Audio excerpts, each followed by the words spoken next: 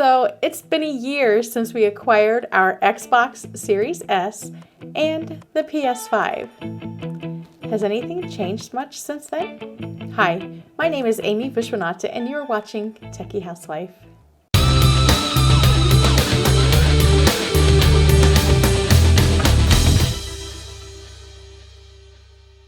So it's a year later and PS5 is still hard to get your hands on. While Xbox seems to be trickling down a little bit here and there, especially the Series S. You can actually get your hands on a Series S quite frequently. So last year at this time, everyone, including myself, were scrambling around trying hard to get their hands on one of these consoles. Now, if you remember, last year I went around interviewing some folks that were actually camped outside of some stores for the Black Friday drops in hopes that there might be some minute chance that they could get their hands on one of these. So the big question is, how did these two systems fare in my house after a year? Well, if you watched my video from a few months back, you already know how my Series X fared. Because Game Pass is so awesome, we only used it for online gaming.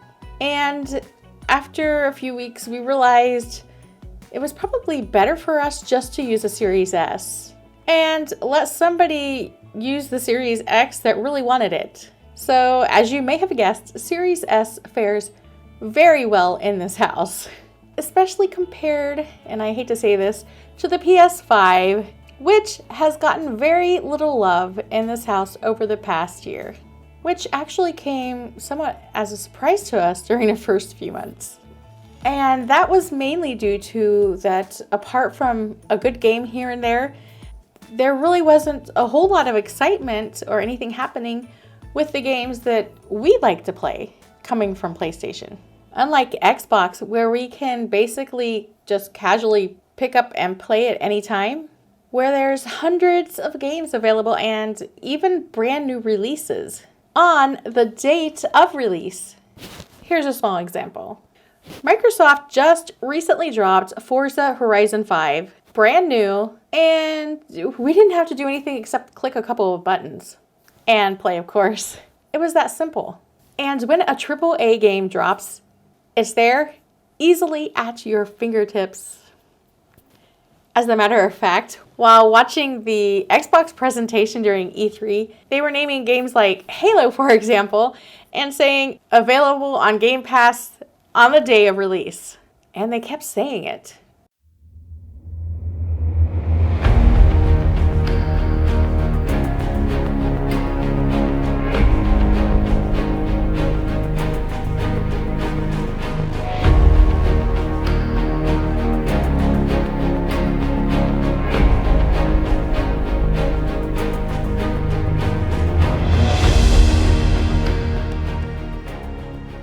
If you have Game Pass, you have these games on their day of release without having to leave your house.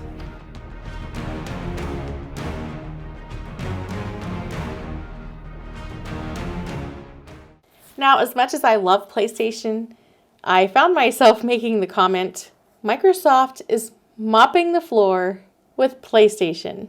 Now, with all that being said, you do lose the joy of when you physically have it in your hands after buying it, and the fun of just going to the store and talking to other people who may have the same interests as you or love the same games as you.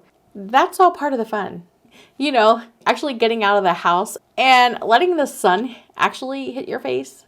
But here in this house, we have the Switch for collecting cartridges, which we really don't buy all that much, but when we do get a game, it's usually a physical copy. On a positive note, PS5 has not given us any of the problems that other people have talked about, so we are very happy about that. But right now, there are only a couple of games we're looking forward to for PS5. One is the new Spider-Man, and the other is Horizon Forbidden West. Now, my husband has actually talked about selling PS5 numerous times because we just haven't been playing it like we would have liked to, if you know what I mean. He just feels bad that it's sitting there, not getting the love that it deserves. I mean, there's times it goes for weeks on end and pretty much just collects dust. And when he brings it up, I keep saying, no, don't do it. you will definitely regret it. Because in all actuality, it is his favorite console. He then pretty much immediately agrees with me and thanks me for talking him off the ledge, so to speak. Because ultimately, we do know the value and the joy the PlayStation 5 does bring to gameplay. It's just that they have been falling short in a couple of areas. So this is really interesting. Even though Sony has disappointed so many gamers over the course of this past year, the PS5 is still selling and has broken all sorts of records. And let's face it, it's going to continue to sell. Which I am really happy for that, but it does not ease the disappointment that we felt over the past year.